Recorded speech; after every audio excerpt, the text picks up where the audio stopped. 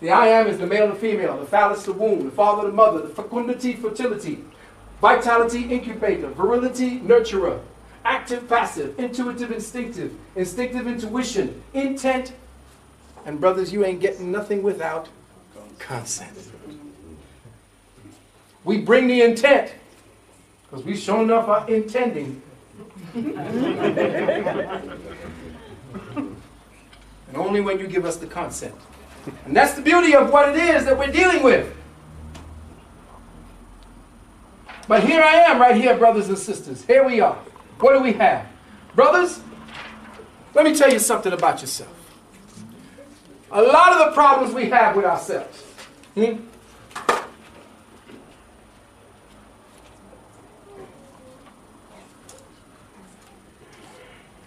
The problem with us is that we can't see past all of this. Because this is all the society has given us to survive with.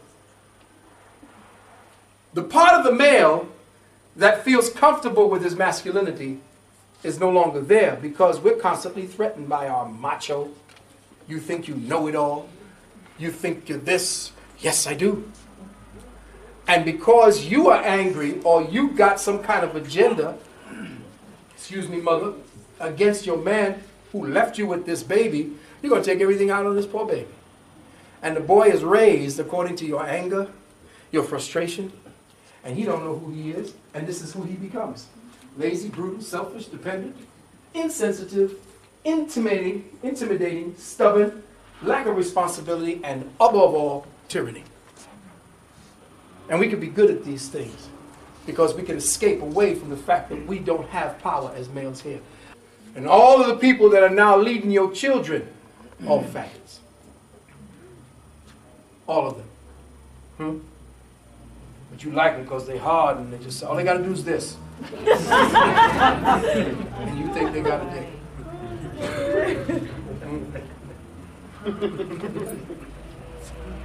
The problem is, this is all we have left ourselves with as men. Brothers, the one thing we have to do right now is to remove ourselves from the mentality that we've been carrying. We have to take an inventory of the way we think, not only about ourselves, but what the rest of the world makes us think we think. That's a problem right now because we never think anything's wrong.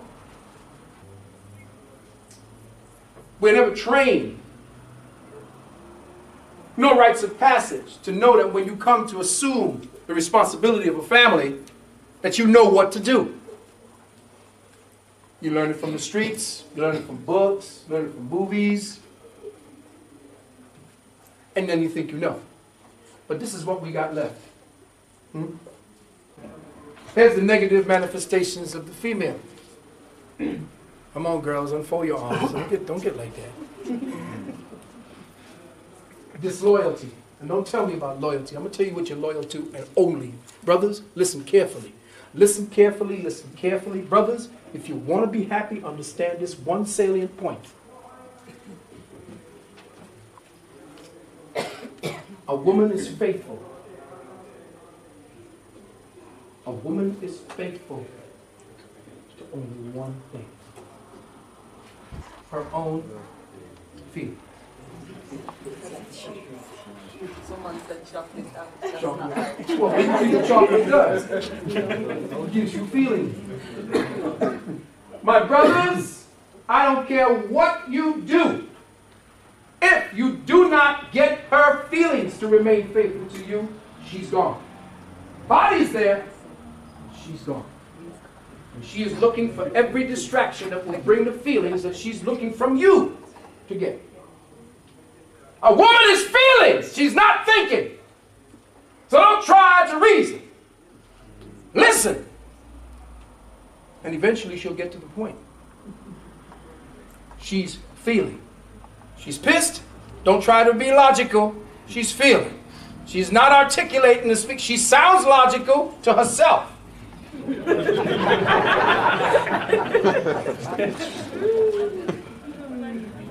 But to you, it's like, what? What? A woman's feelings will make her abandon you. She is nothing more than her feelings, and she is nothing less than her feelings. And brothers, if you don't know that, you can't have a happy relationship. You cannot make a woman do something by intellectualizing your point to her. You have to say the words that will move her in the deepest part of her. And then you have somebody there at your side. So you must move your woman from her feelings, not from her intellect. If you tried from the intellect, you're lost.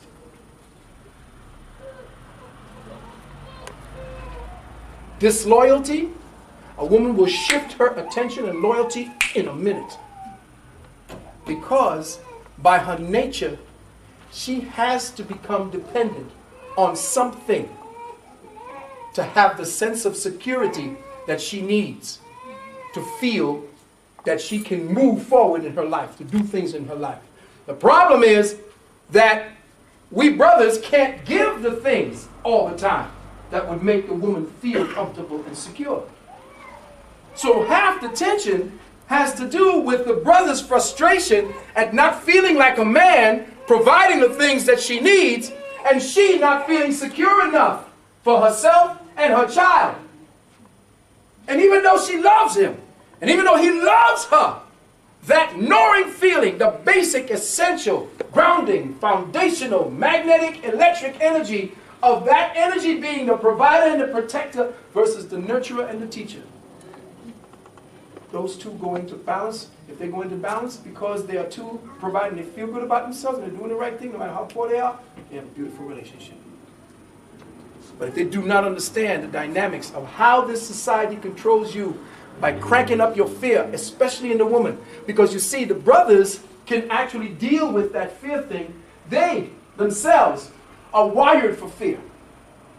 Because immediately we can either go to stash, we can go to blows, we can find out what it is, we know what it is, we got a little training, we're ready to protect. But if they screw with your woman, you don't got no defenses.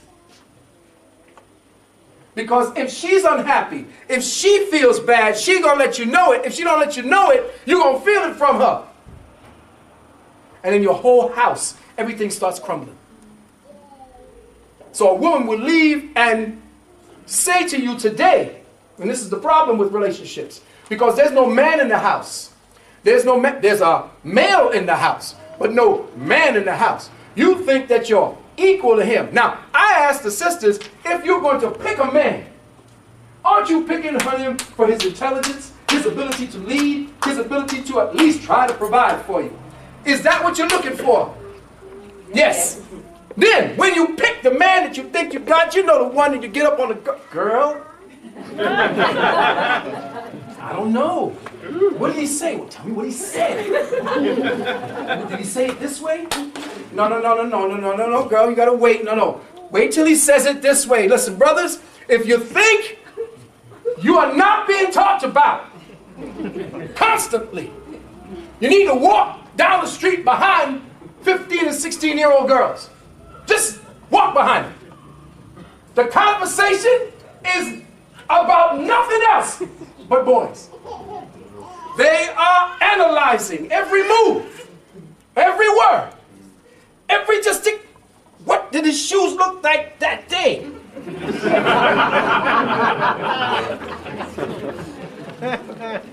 You are being picked apart. You are being analyzed from your head to your toe. Everything about you. She's looking at you. Everything about you. She wants to know everything about you. Because you see, your weaknesses, your weaknesses are her strengths.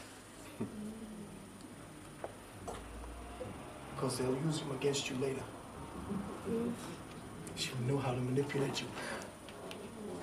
The absolute monarch at manipulation.